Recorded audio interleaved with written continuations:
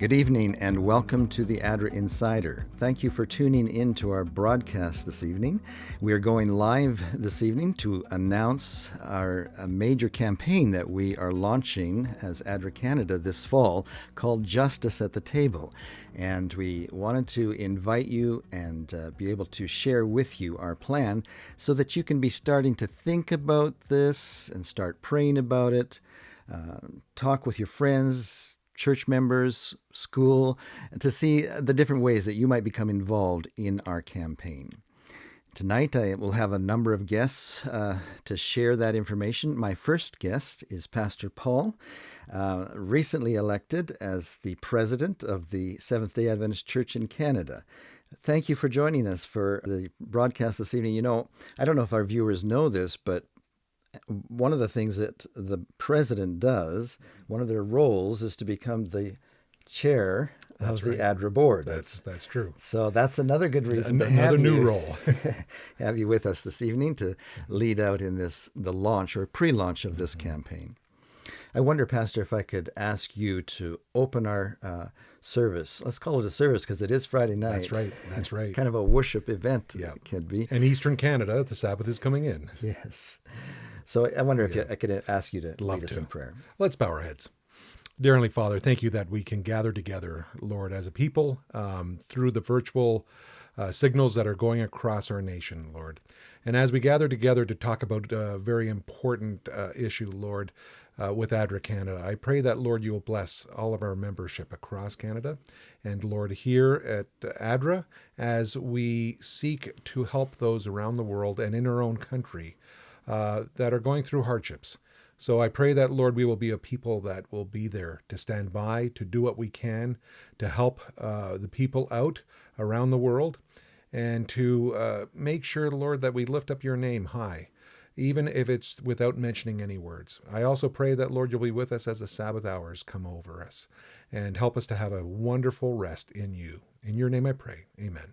Amen. Thank you for that. You have been a Seventh-day Adventist Church member in Canada for your whole life, is that right? Most of my life, yes. Okay. Yeah, I think when we moved back from Germany, my mom started attending church again. Oh, okay. Yeah. And you have served as a teacher, a principal, youth director, educational superintendent. I've done a lot except treasury. That's not my fine point. And I'm glad we have treasurers to do that work. Yes, I am thankful for our treasurers as well. That's right. So you come with a lot of experience, and I'm sure a lot of people, so a lot of our viewers probably know you because of your service across Canada. Right. But for those of our viewers who don't know, maybe you could just tell us a little bit about your experience as you have served in many different capacities. Mm-hmm. Well, I want to go back to my very beginning, that part of my upbringing, being a Seventh-day Adventist, I grew up in Ontario for most of my early childhood and teen years. But one of the things that had a big impact on me was ingathering. Okay. And I know we don't do that too much anymore, but my dad used to be the ingathering leader for our church. Wow. And we had the highest amount of money come in during those years that he was doing that, along with Ken Corkum and a few members that would do ingathering all year long. So that was my start. So I grew up in our church here in Ontario, being a part of it, and working with ADRA to do our ingathering goals. But then I grew up. I got older, looked at the life career. I wanted to go into ministry, but didn't know if my parents would be okay with that. So I went into education instead. But I'd still promised God that I wanted to become a minister, and taught for 13 years. And then God just said, Paul, now it's time. And he started moving me that direction into ministry, and, ran a few of our youth camps as a youth director, camp director, and, looked over our schools in the East Coast. And then God just started moving more into administration. And so I've enjoyed that journey. I enjoyed God's leading. And so now, sometimes he just says, Paul, this is where you're going. And I follow. Yeah. Wherever he wants me to go, I'm going to go. Well, it's wonderful.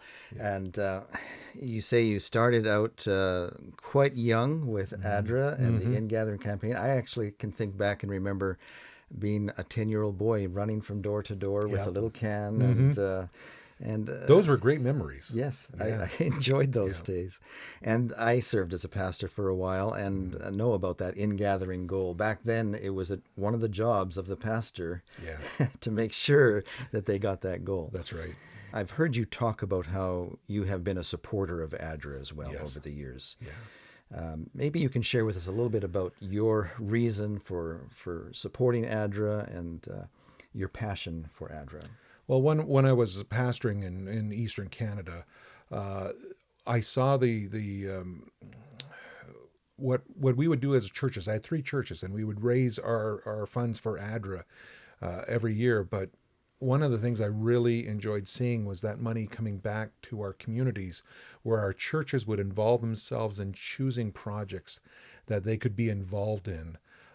To help their community out, so that they were, helping the community, lifting up their church through ADRA. And it had a big impact on our church, knowing that they were intimately involved in helping the community through their ADRA goal each year. And that had a huge impact on our church members, and I really enjoyed seeing that. The other thing is, the work that ADRA does internationally is incredible. I took our youth group from the Maritimes. We joined with the Ontario Conference, and we went down to St. Lucia with ADRA to replace a water cistern that they didn't have the funds to finish it. And we finished it. And it was a really wonderful time for our young people, for my own kids to be a part of, to know that they did something to bring water to a community. And when we were building that water cistern, the people of the community came out and they told us that they were lucky to have water for 2 hours a week. Oh, wow. And this would make sure that whenever they turned on their taps, they had water.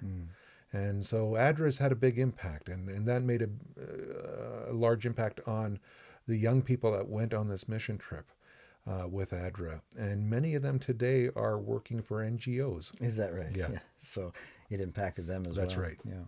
And you talk about raising the annual church goal for ADRA. Are churches still doing that these days? I think they are. We're seeing a resurgence. The people miss that, especially our older generation. And I think our younger generation have missed out on that door-to-door experience. And I know that the world's changing, and door-to-door experiences are not as plentiful as they were before. But there's opportunities to do in-gathering goals through different means of involving the community. Communities love to be involved. And so I think more than ever, our churches are wanting to get involved in the communities. They might not know how to do it, but when we are raising money for ADRA, our communities that surround our homes and surround our churches, surrounding our schools, want to get involved. And so I think this is an awesome opportunity where we can help people get involved, and to see that there's things that we can do around the world and in our own country to help each other out. And somehow when a church does that, the people start looking at those within the church differently. And they start asking questions. And all of a sudden, a church that, has been isolated on their own, the community starts getting involved in them. And, just like the community gardens that ADRA has been working with around the country, that has involved the communities in an incredible way, and putting our churches as a real place of not just worship, but community, a place of community help, involvement, where they're part of the social structure of the community. Well, it's so nice to hear how supportive you have been over the years, and we look forward to your leadership now in your new position as board chair of ADRA. Well, I want to thank you for being with us, Pastor Paul, to launch our pre-launch event here this evening. I wonder, just before you leave, if you might have a special word to the church members across Canada about ADRA and about this appeal. One of the major focuses at the Seventh-day Adventist Church in Canada, along with ADRA Canada, is to make sure that our churches are involved in the communities. So as we have these campaigns going, make sure you're going out in the community to involve your community as part of the fundraising goal, so that the community knows that they can help out. And it's just not on the responsibility of the church members to come up with a sponsorship, that we're going out there doing fundraisers. Maybe it's a car wash. Maybe you're selling your garden produce that you've made over the summer from your community garden. But go out there and involve the community. Communities want to know that the church that might be there in the corner or the other side of town has a vested interest in them. And when we come up with projects like we have that we're launching here at ADRA, make sure you're involving the community. Make sure you're getting to know their names. Because when you get to know their names, they'll come back later on and want to question you about your faith. They might ask to attend your church. They might ask to attend your Christmas program. So go out there, reach our communities, involve our communities in the fundraising goal. They want to be involved. They just need somebody to ask them to be involved. Thank you very much for that. All right.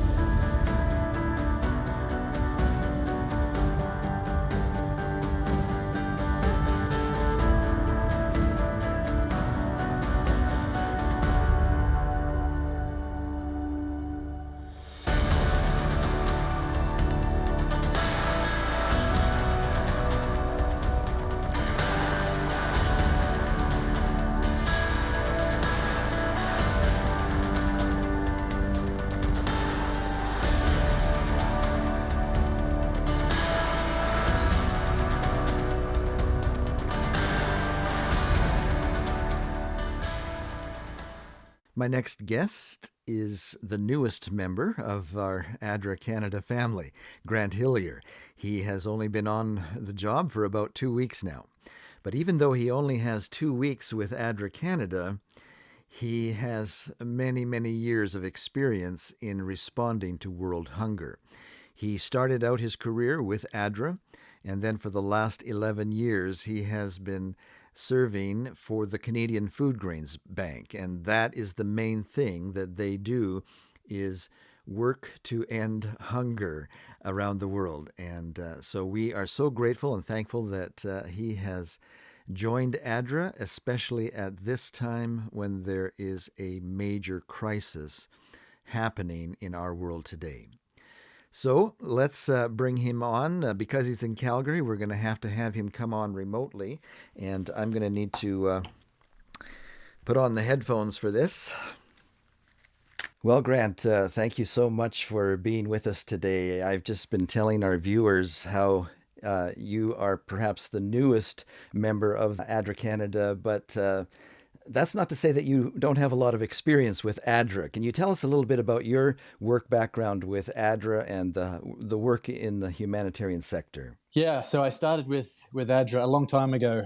It was meant to just be a 6-month volunteer stint, and that's turned into 25 years of humanitarian assistance and community development. So I was not expecting that.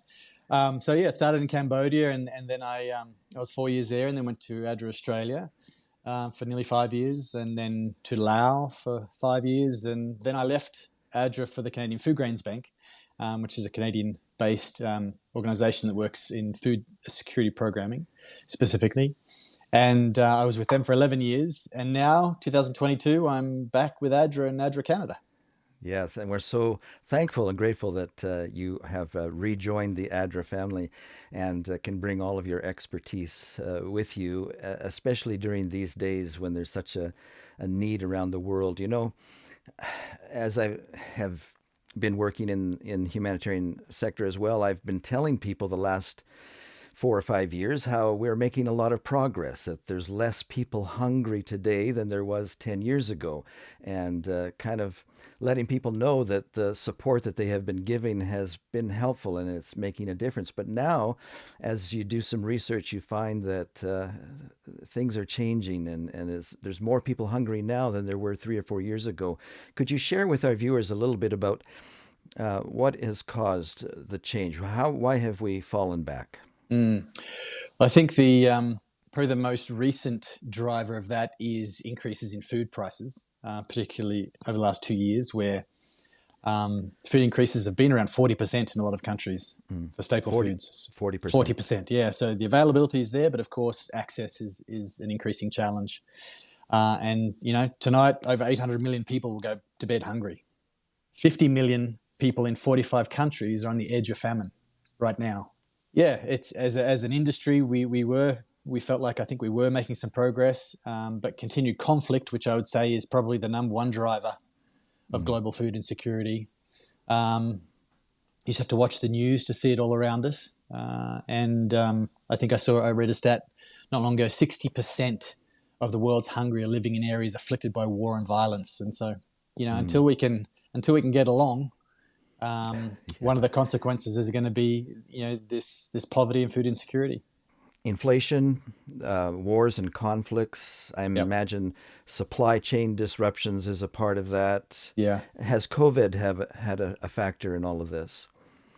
I'm sure it has. I'm not an expert on that, so I'm not sure exactly, how to describe that. But I would say more significant than that would be climate shocks, and a good example of that is the Horn of Africa right now, where we have probably 20 million people who are affected by acute food insecurity right now, and they are in parts of Kenya, Somalia, and Ethiopia. They're going through their 5th consecutive drought.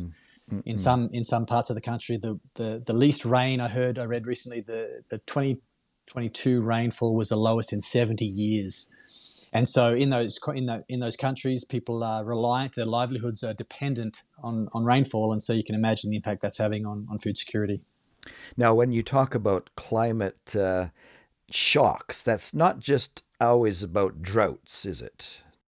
Yeah, no, it's flooding, it's storms, it's all different kinds of climatic events. Wildfires here in Yeah. Canada, for sure, and the west coast of the U.S. It's Yep. so many things are causing disruption to people's lives these Yes. days. Yeah, for sure. What type of response is ADRA planning or is already engaged in the Horn of Africa right now to deal with this emergency? Yeah, well, currently we have 2 projects that are commencing in Somalia and in Kenya. They're providing cash transfers for food assistance, so increasing food consumption of project recipients, and they are planned to run for the next 6 to 8 months. Okay. Now, when you say cash transfers, this is kind of a change, isn't it? I remember the first time that I realized that Canada was helping. I was out in Croatia. They took me to this warehouse, this big warehouse where it was just filled with bags from Canada, the Canadian Food Grains Bank, the organization that you were working for prior to coming to ADRA. This was 96, I believe it was. And this is a time, I think, when the Canadian farmers were donating a portion of their crop to the Canadian Food Grains Bank. And they would bag those up and put them in containers and send them to wherever there was a need. How have things changed since 1996? How do we do hunger relief today? Yeah, it's certainly changed from those days when the Canadian Food Grains Bank was sending grain overseas. That doesn't happen anymore. That in 2008, the Canadian government untied aid, which allowed organisations like the Canadian Food Grains Bank to program with cash rather than sending surplus grain. So that's much more efficient, much more cost efficient. It's much more timely. Responses are able to provide food types that recipients are familiar with, and it also protects local markets.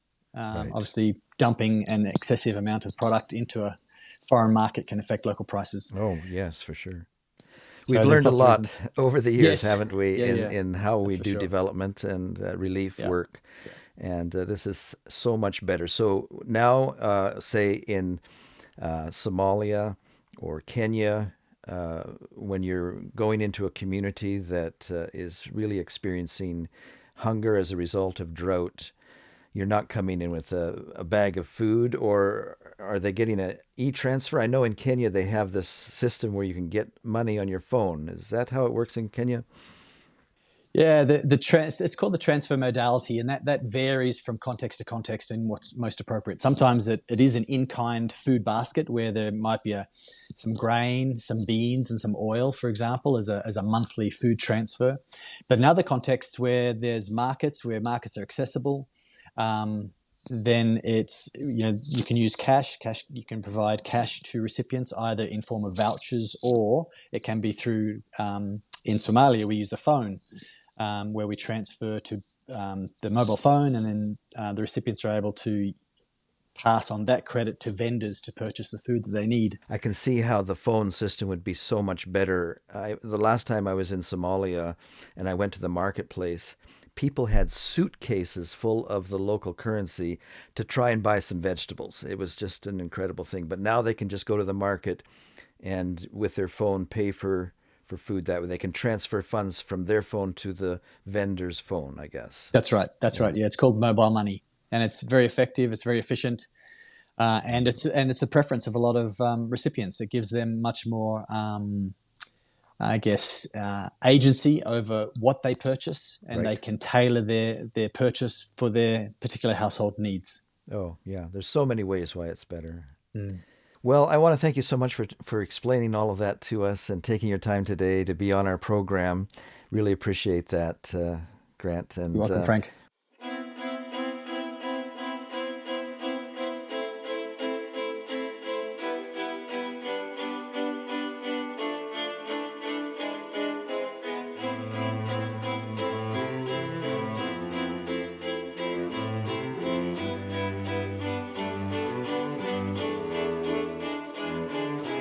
One small piece of bread a day is nowhere near enough. Growing crops in desert sand is arduous and tough. There's no way to make ends meet with nothing left to sell. Hungry, thirsty, what's for supper? There's no way to tell. Overwhelmed, what can I? A single soul so many miles away even begin to do? Can I turn my back when a sister suffers? What would the Savior have done? Thunderstorms brought down the house, a wasteland here instead. I don't know where to turn or go now that all hope has fled. An unrelenting sun is leaving, no shade to be found.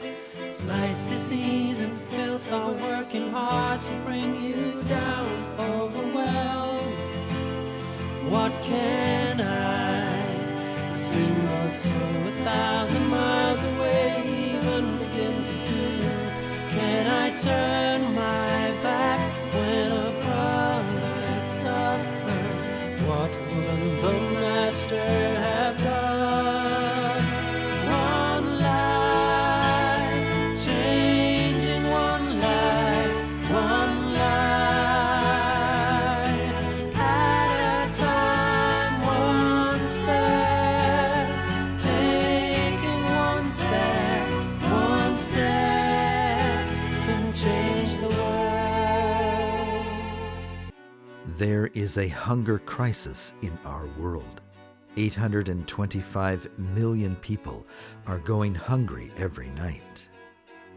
ADRA Canada is launching a major response to save lives in 13 of the hardest hit countries. You can help ADRA restore justice at the table. Joining me right now here in the studio is our Executive Director, Steve Matthews. We've heard now from Grant about the reasons why there's a rise in hunger these days. And I wanted to bring you in and have you share your passion about the work of ADRA and tell us a little bit about some of the ways that ADRA is responding to this crisis and how we're planning to continue. Well, first, Frank, I don't think that anybody should have to go to bed hungry. We have the resources, there are the means that are out there. And what we're trying to do is be able to reach those that are really struggling. And our focus is going to be on those that are really at the the most extreme levels of hunger around the world. Especially when we look at East Africa, for example, we're seeing that as we continue going through this year, they're in the 5th year of drought now in many parts of Kenya, Somalia, Ethiopia, those countries. So what we're looking at is trying to provide that life-saving aid to people in those countries so that we can take them from the brink of famine and really try to bring the malnourished back to a more healthier status of being, and trying to really just prevent people from essentially starving to death right now, which is a real significant concern around the world when it comes to hunger. Now, in order to do the work that we do here at ADRA, of course, we look to our supporters and friends, donors from across Canada, and even some from around the world to help us with this. Now, this is a major campaign of needing to raise $2.4 million. Mm-hmm. And we're just wondering if you could talk to us a little bit about the way that the churches can become involved. Yeah, absolutely. And when we talk about that $2.4 million, the beauty about the partnerships that we're able to form with other organizations and being part of the Canadian Food Grains Bank is that we're able to multiply those funds as well. Our churches can get involved by helping to just raise funds that will become matched with our partnership projects, and to be able to really grow those funds. So there are many different ways that our churches are able to get involved. If they go to adra.ca/hunger, we have resources there. And we also have resources that can be made available to the churches to help them with those fundraising initiatives. Now, we've prepared a video where you're speaking directly to the churches. Maybe let's take a look at that right now. Great. For over 825 million people in the world right now, a solid, nutritious meal is an unattainable dream. Of this number, 345 million are forced by circumstances beyond their control to make drastic sacrifices to survive. Despite such desperate efforts by devoted parents, malnutrition still ends up causing nearly half of all deaths in children under the age of 5. The effects of war, disease, and politics are all at play. The cost of bananas in South Sudan has now reached 58% of the average daily wage. If that was the case in Canada, it would make a bunch of bananas cost $125. Droughts brought on by the forces of climate change have brought about famine conditions in several East African countries. Meanwhile, in Venezuela, extreme levels of inflation have made food unaffordable, and in Ukraine and surrounding countries, the war has cut many people off from their basic needs. In all these circumstances, children, the elderly, and the disabled often pay the heaviest price. While Canadians are not immune to these changes, the malnutrition and starvation being faced in countries with more drastic circumstances are worse than many of us can imagine. For these struggling nations, the problem is about more than just hunger. The people we are describing also have been deprived of a voice, of the ability to change their circumstances. They lack not only food on their table, but also a seat at the table. That is why ADRA Canada is launching a new campaign, Justice at the Table. As part of the humanitarian arm of the Seventh-day Adventist Church, ADRA Canada has pledged to raise $2.4 million in the fight against hunger. This $2.4 million worth of food may sound like a lot, but it's only the beginning of what ADRA can accomplish. Our programs will certainly provide food to people in need, but they will also learn how to grow their own food in ways that are sustainable and resilient to climate change. By supporting ADRA, you will not just be giving food, but helping communities build resilience and self-sufficiency. Additionally, if ADRA Canada can successfully achieve its overall goal of raising $2.4 million, our partnerships with other organizations like the Canadian Food Grains Bank will help to increase that amount to $15 million. Every donation means much more than just the dollar amount. If each of the 75,000 Seventh-day Adventists in Canada gave just $32 to this campaign, we could easily achieve our goal. To get this effort moving, we are calling for at least 100 churches to join us in raising $500,000. With this foundation, we will be able to raise that $2.4 million for people in the Democratic Republic of the Congo, Indonesia, Kenya, Laos, Lebanon, Moldova, Ukraine, Mozambique, Nepal, Somalia, Sudan, Venezuela, and Yemen.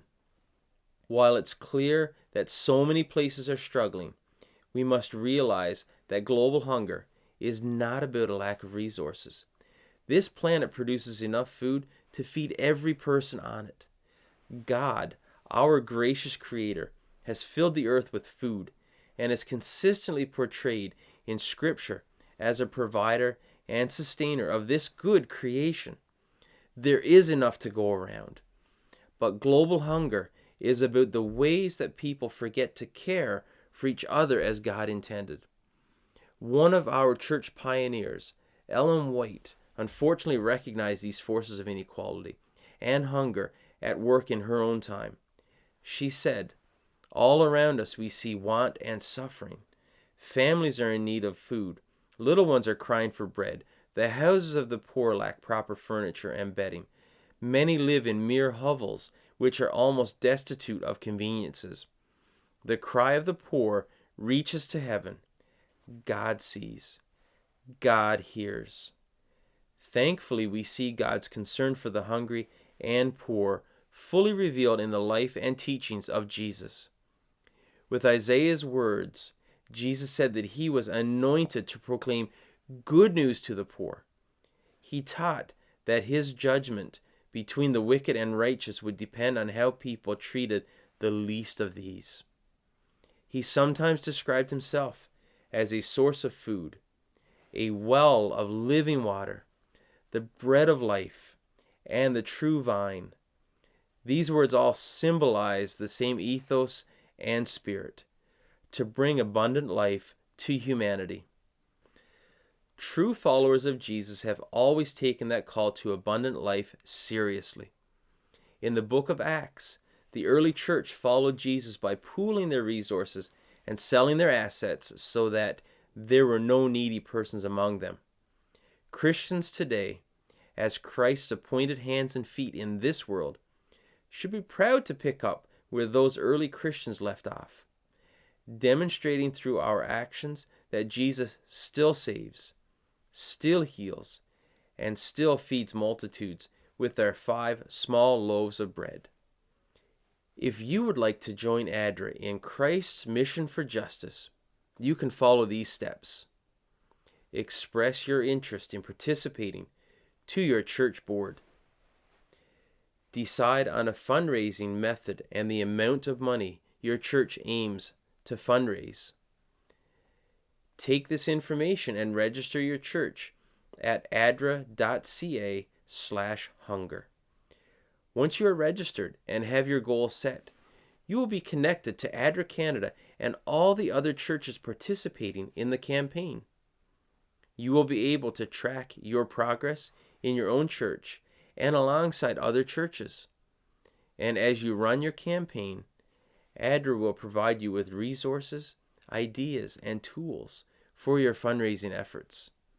As Christians, we are called to shine brightest in the world's darkest hour and to act with kindness and generosity when we see others suffering. There is no crisis in our world that Jesus has not already conquered.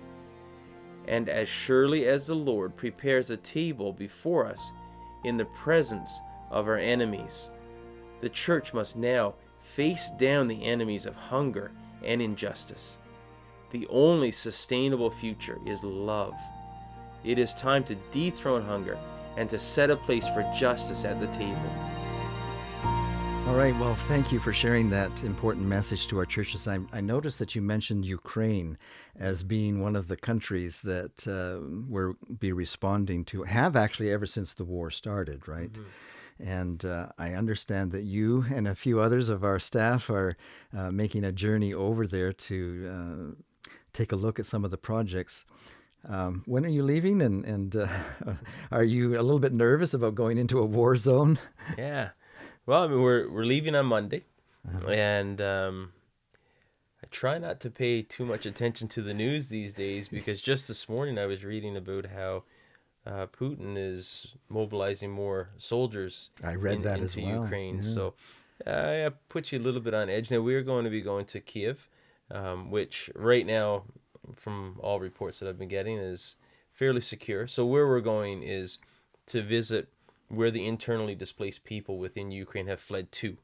So people have been fleeing to Kyiv now. Yeah. At one time they were leaving Kyiv, and now they're... Well, exactly. And right now, about 12 million people from Ukraine have been displaced either outside of their borders or within the country. So what we're going over to do is actually go and visit the locations where the refugees have fled to, whether within Ukraine. We're also going to be going to Moldova and to Romania, to visit the projects there, and just meet with some of the people that have benefited from the work that we're able to do there. What exactly is ADRA Canada sponsoring there? What type of projects? So we're doing a couple different things. One is providing food assistance. A lot of that is through vouchers. So we're able to provide food vouchers. What that does is it empowers people to be able to have the resources to go and purchase what they would want, rather than us giving them, exactly. Yeah, they get what they need, what they want. At the grocery store themselves. They can exactly. Use that. It's just like they're shopping with a credit card almost. Exactly, yeah. And I mean, many of these people, they've had to flee.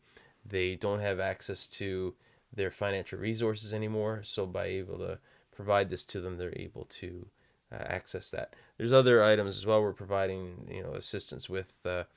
Actually, there's just got one that came in to help provide shelter and winterization, because some of the homes have been damaged. So there's a project taking place through ADRA right now to be able to help winterize some of those homes.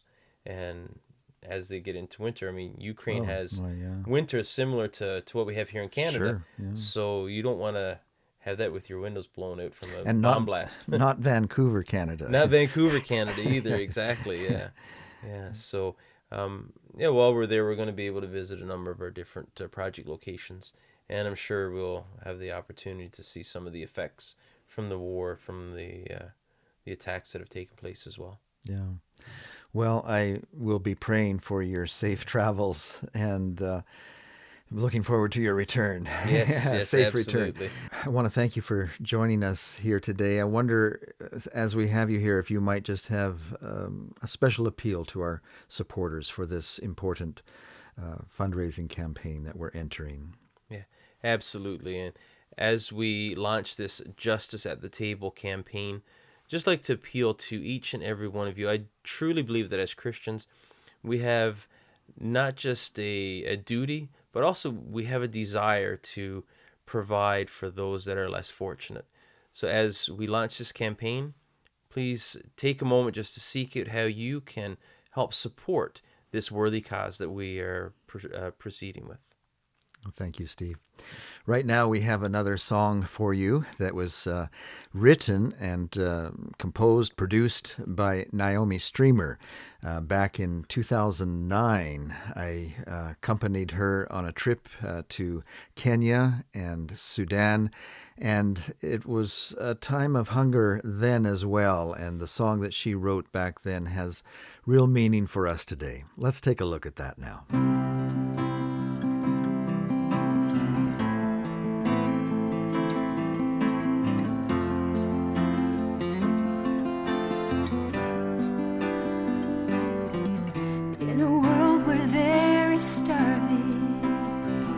Children are dying, and there's not a place to lay their heads to sleep.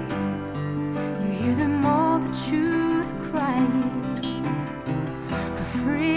to start trying and shed some light in this dying world tonight. If we could turn the hand of time, we wouldn't be broken. But we're here, we're now, let's stand together and say we can carry the weight. We can stop all the strife and get through anything in our way. We can conquer this fight. We can bring back what's right. We'll never have to feel hurt again if we all give a little from heaven with love.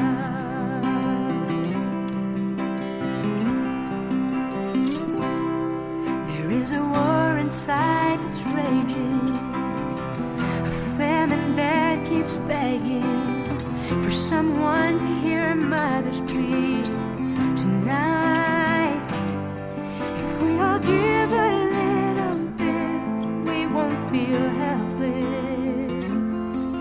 It's our brother, sister, friend we're reaching to say we can carry the weight. We can stop all the strife and get through anything in our way. We can conquer this fight. We can bring back what's right. We'll never have to feel hurt again if we all give a little from heaven with love.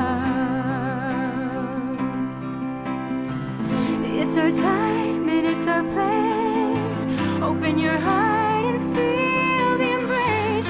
Every door you open will save a life if we can carry the weight and stop all the strife and get through anything in our way. We can conquer this fight. We can bring back what's right. We'll never have to feel hurt again if we all give a little from heaven with love.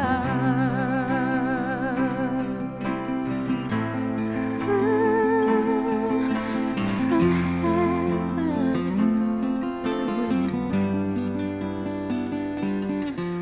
heaven with love.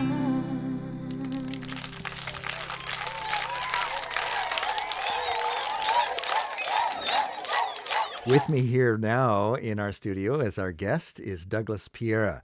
You know, I think this is actually the first time that you've been on our podcast. You've been with ADRA now for about 9 months, right? Serving as the director of the Philanthropy and Marketing Department. Yeah, since Monday, that's the new name of our department, right? Yes, it used to be Supporter Relations Department, right? SRD. We're used to saying that. And so if you saw me stumbling a little bit on the new name of our department here at ADRA Canada, that's the reason. It's brand new this week. Philanthropy and Marketing. That's Okay. right, yeah. And you're the director. Well, they put me there to approve timesheets, I say, right? And work with a wonderful group of people, and you are part of this team, where we try to bring awareness of what ADRA is doing here in Canada and around the world, and try to get the support, the financial support, the advocacy that is necessary to bring change and somehow show the love of God. Right. Well, I thank you I know you've had a very busy schedule this week, and so I really appreciate you taking your time to be with us for this live event. And share with us your vision for reaching this goal of $2.4 million. That's, I think, the largest campaign that we've ever done at ADRA Canada. And so at first glance, it may seem a little bit ambitious, but as we've worked together and our department has laid out a plan, it seems to me that we will be able to achieve this goal, 2.4 million. Yeah, God is the owner of the silver and the gold. So we rely that God will provide the means for us to show his love to others. So even before I go to this $2.4 million, I think it's important for us to understand that we live in this moment that I do believe that is just prior to the second coming of Jesus. And the signs of the second coming said that we'll have hunger, right? Yeah. But you may say we always had people starving, but not in the intensity and how can I put, in frequency that we have right now. We are facing one of the worst humanitarian situations with this hunger crisis. Unfortunately, we don't hear the news, and somehow you and your guests are laying down these aspects. So we are living in the end times. But it's important that Jesus, when he was talking about in Matthew 24 about the second coming and the signs of the second coming, and he mentioned about not having food for people, he said about lack of love being one of the signs of the second coming. And Frank, these days or this week, I was thinking why Jesus would say that during the end time would be a lack of love. But at the same time, in John 13, he says that the way people recognize that we are true disciples of Jesus is through what? Through love. The love. Yes. Yeah. So would Jesus say, during this time of the end of the time and the world, where there is no love and there's earthquakes, wars, and hunger, could be the way to proclaim the good news, showing the love. Right. More than ever, we're showing the love. So I don't want to say here that we're talking about fundraising money. We are talking about showing the love. Yeah. Justice at the table. And I love the set that you have here. You have a table. Right. Justice at the table. Right? It's love at the table. It is not fair for you and I have a meal, 3 meals a day sometimes, and having someone not having a meal a week. All. Yeah, that's right.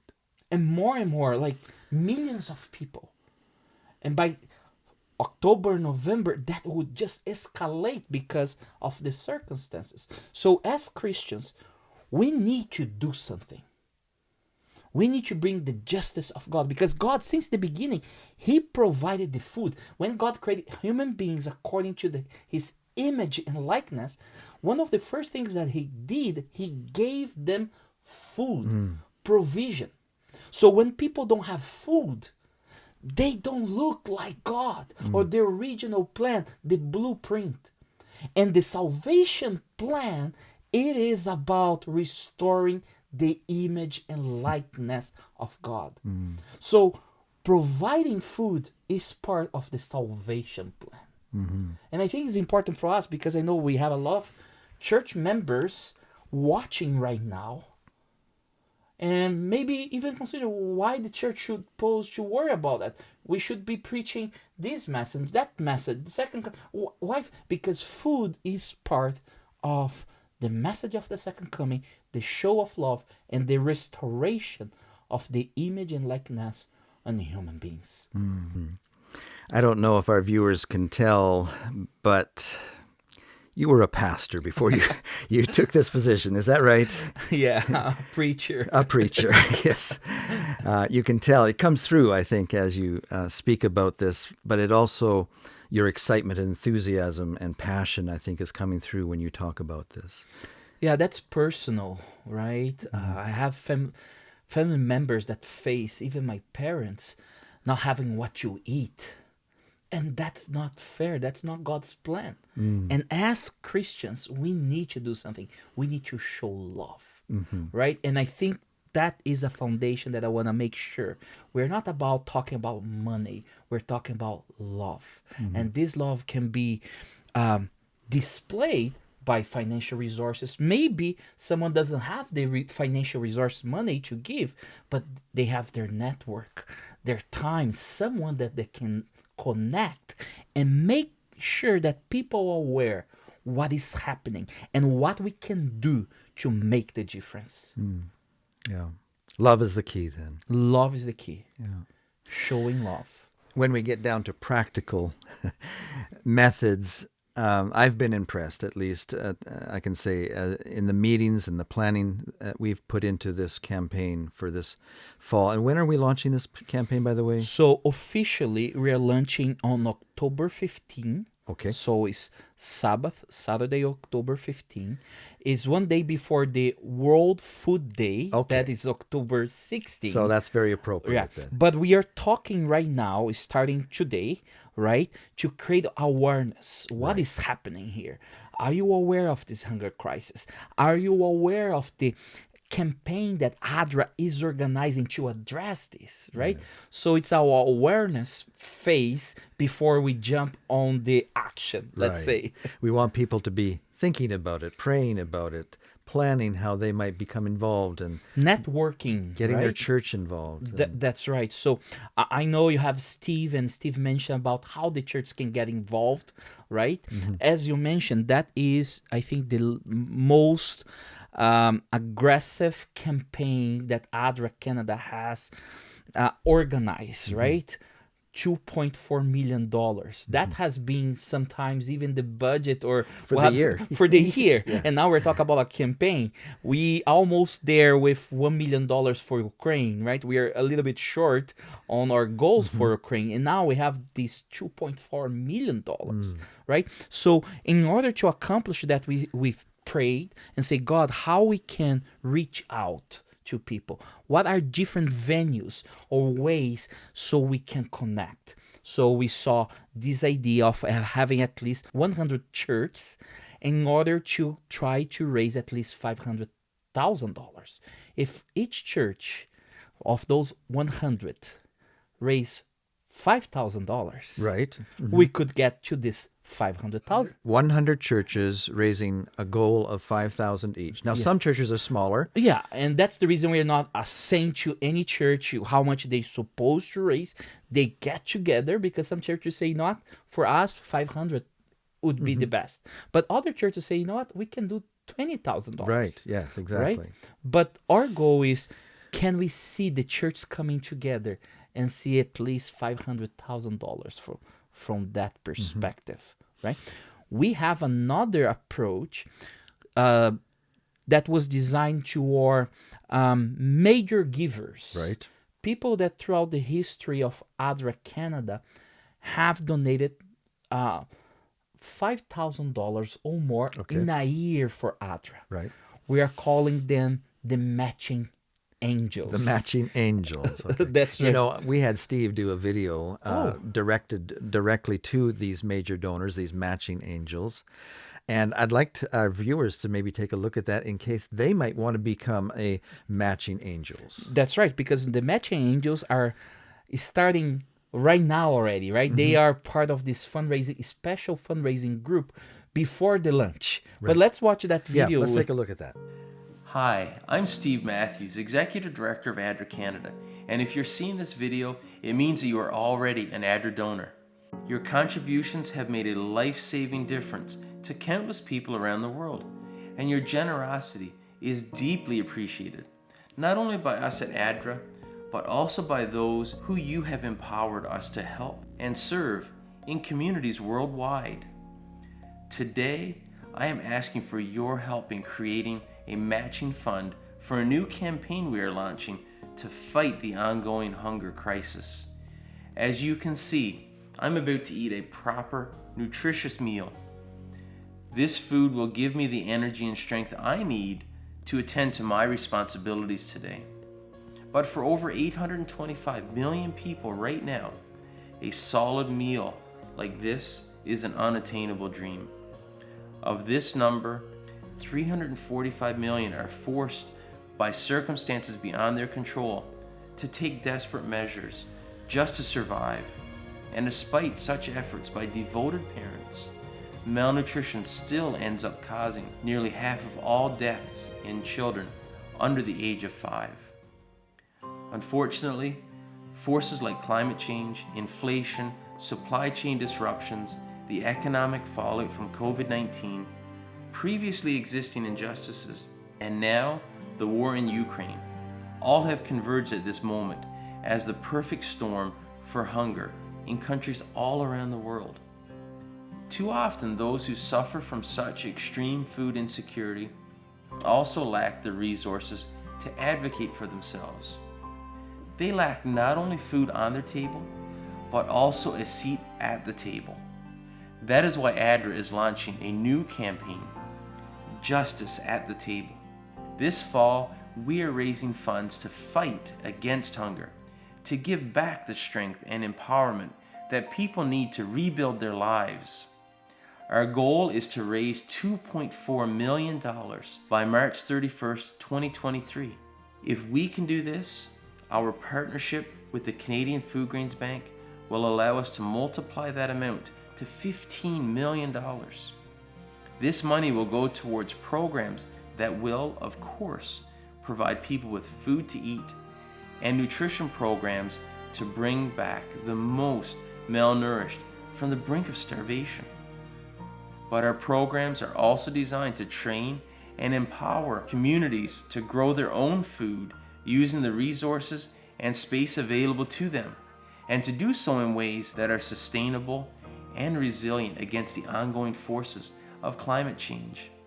Your contribution to this program will not only feed people, but will empower them and reassert their agency over their own lives. And so, we are asking you to be one of our matching angels. Our plan is to offer a matching fund of at least $500,000 when the campaign is publicly launched on October 15th, 2022. If you and 99 other donors were to give $5,000 to the Matching Angels Fund, we would be able to meet that goal and thereby increase the effectiveness of the whole campaign. When potential donors see that there is money available to match their gift, the average dollar amount given increases by 41%, and the number of donations increases by about 110%. Simply put, your contribution to the Matching Angels Fund can help to massively multiply the money we can mobilize towards this worthy cause. Along with this video, you will be receiving information about the different ways you can donate to the fund and to raise awareness among others. We are eager to partner with you in numerous ways to uproot the causes of hunger and inequality in our world. Today it seems that circumstances are difficult for everyone, but here at ADRA, we believe that the real solution is for people to band together, to be generous, and to create the kind of world where we all eagerly care for one another. The only sustainable future is love. It is time to dethrone hunger and to set a place for justice at the table. Thank you for your support.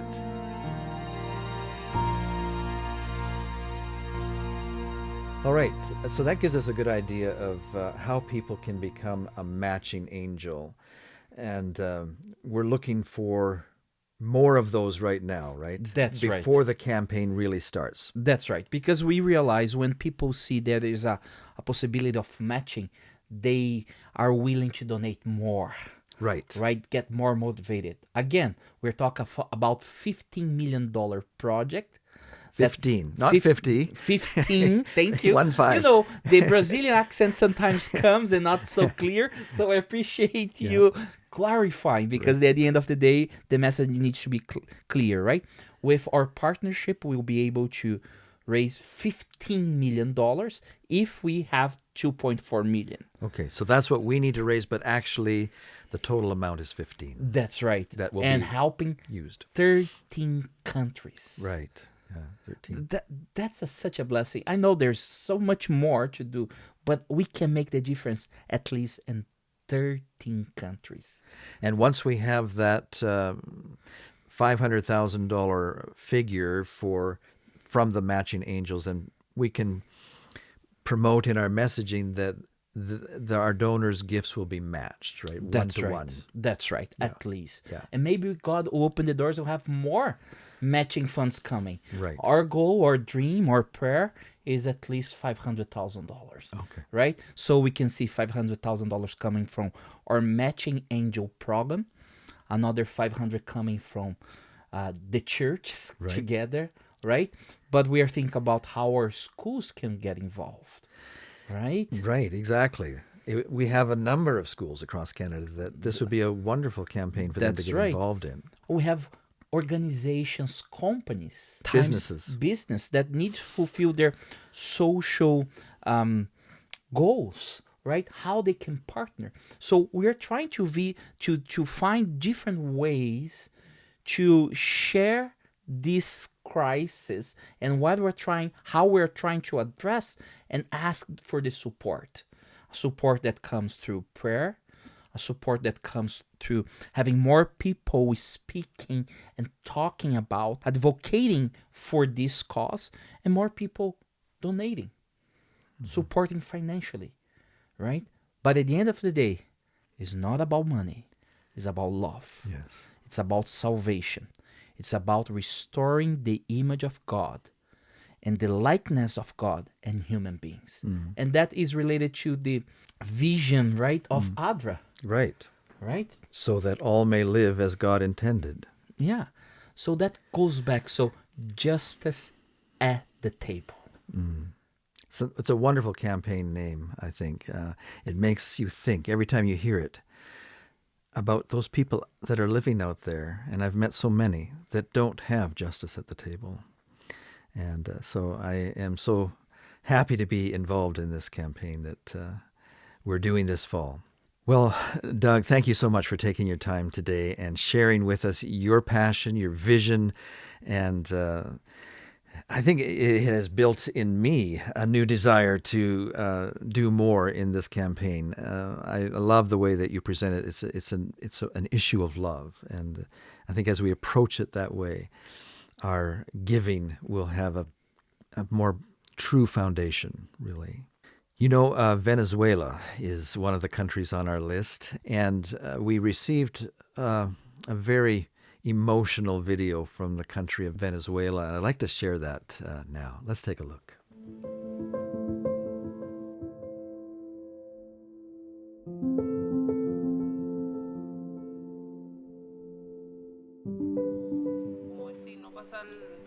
My name is Rosemary. I am a single mother and I have 6 children. One lives with my mother and the rest live with me here in a rented room. Things are very difficult for us. We don't have much space. We all sleep together on one bed. I have not been able to pay my rent now for many months, and my landlord wants us out. I keep telling him that we have nowhere else to go. He has taken off our door, and we are exposed to the elements with no security. There are so many holes in our roof that we get soaked whenever it rains. A friend of mine used to look after my children when I was away at work every day, but now she is gone and my children are left alone. The older boys try and find odd jobs to make a little money. I take my baby with me to work.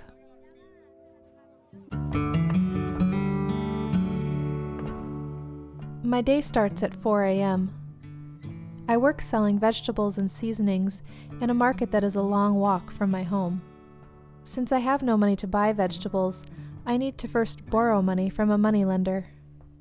I do my best to sell as much as I can, but there are many other women in the market who are also selling the same vegetables.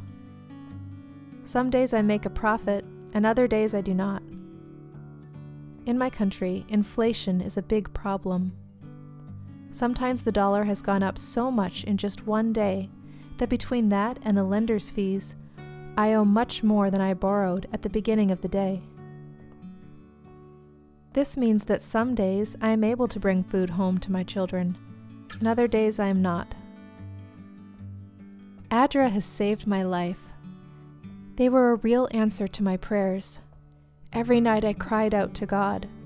I pled with Him to see me, to see my children and send us help. That is when ADRA came. They have been such a big help to me and my family. It has been such a blessing. They have provided food and other support. I am so grateful for what ADRA has done. Thank you, thank you, thank you. I hope that you have enjoyed this program this evening. If you have, I would invite you to share it with your friends. Let people know at church tomorrow the ADRA program that you saw, and let them know that they can still watch it. Even though this is a live event, it will now be saved to all of our media outlets, all of our social media outlets, as well as our broadcast outlets. It'll be on Vimeo and Amazon Fire, Roku, as well as YouTube and Facebook and LinkedIn. We're almost everywhere online. And so you'll be able to easily find it. In fact, after a couple of days, Google will probably pick it up. And so just by Googling Justice at the Table, you will probably be able to find this broadcast as well as other videos that we are releasing and will release over the next few months to help support and encourage people to get involved in this important campaign. Thank you again so much for viewing our program this evening. Maybe we should just close with a word of prayer. Please join me. Our Father in heaven, as we look out into our world today and we see the pain and suffering that people are experiencing, how they don't have enough food to eat. We know how you were so concerned about the suffering of the people that you met when you were here on this earth, and we pray that you will also give us that same compassion so that we may be inspired to do the work that you did while you were here. I pray that you will be with each one viewing this broadcast and that you will fill their hearts with this same love. I ask this now in Jesus' name. Amen. Thank you again for watching tonight, and may God bless you.